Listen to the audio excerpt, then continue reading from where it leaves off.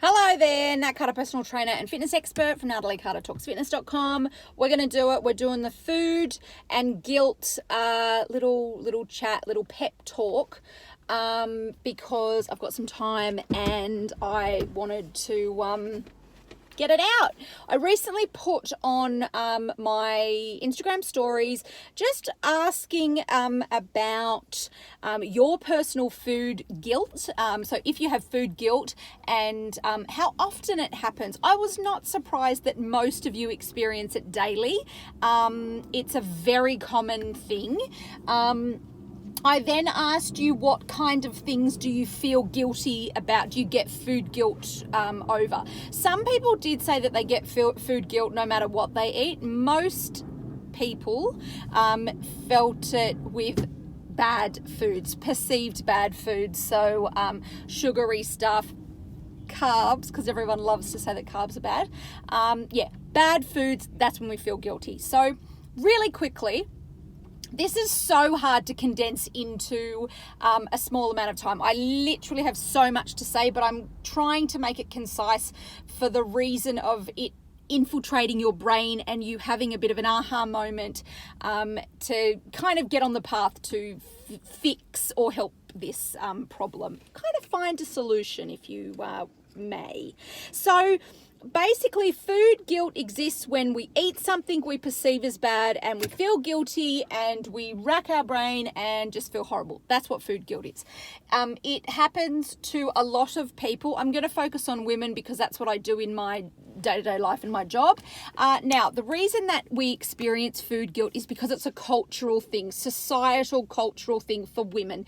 Women are conditioned to be little and less and like slight and all this stuff and, seen and not heard, that kind of stuff. It really permeates into society, and people who are thin are still revered in a really amazing light. We really love to still shine the spotlight on people who are pretty and beautiful and skinny.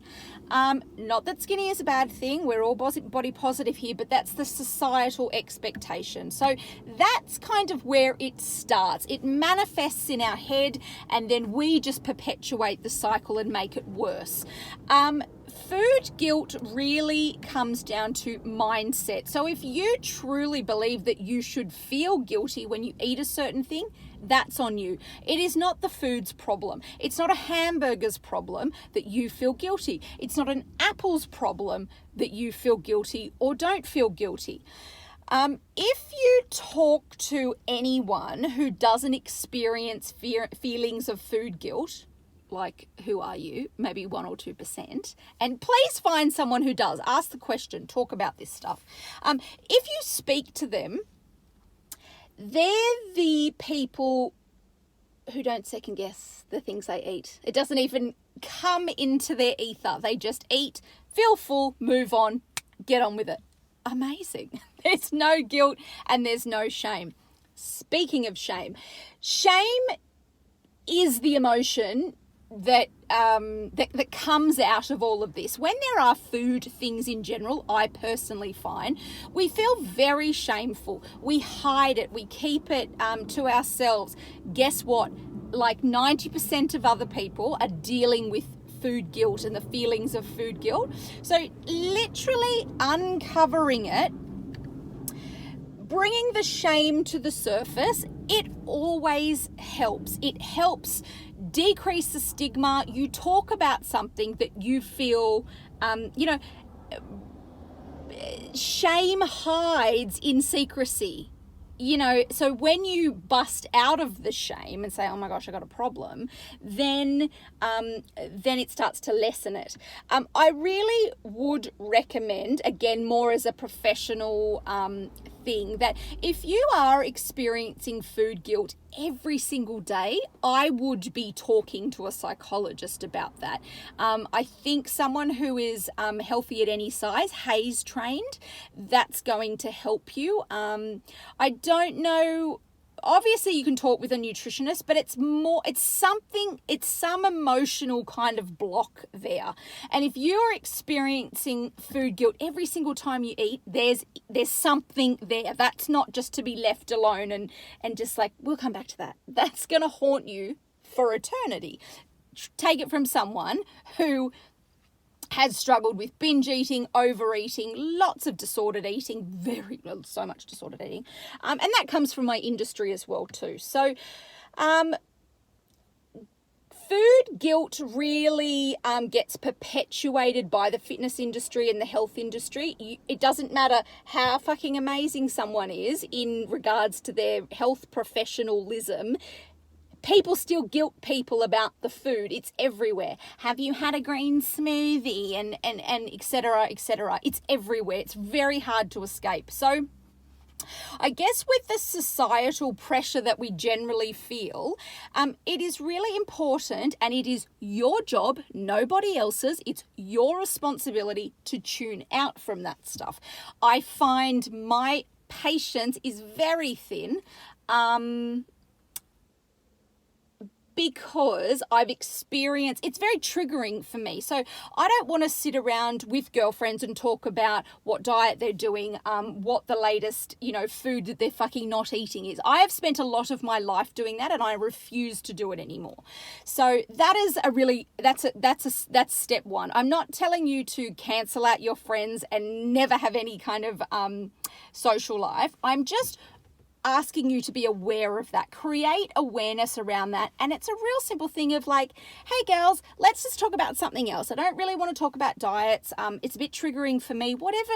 Just be nice about the way that you deal with it. So yeah, diet talk, fucking boring. So boring.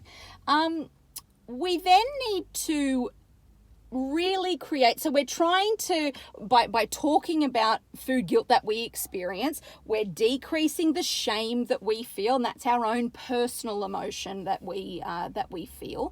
We then have to put a better mindset in place to start to overcome the feelings of food guilt. Food guilt gets perpetuated by our shitty mindset. So if we have a better mindset and say, here's an apple, here's a Big Mac, these are foods, yes, they make me feel different. What is going to be my better choice when I'm really starving hungry? And maybe not even really starving hungry, and that's something else we're going to have to come back to. But it is about the food choices that are going to be better for performance, as opposed to, will it make me skinny? And you're like, FYI, no one food makes you fat. No one food makes you skinny. Again, that's a societal media kind of driven thing that we need to be very aware of. Create awareness around it. And then it's hard to unsee. That's there's so many things you can't unsee. Once you learn, you've become aware.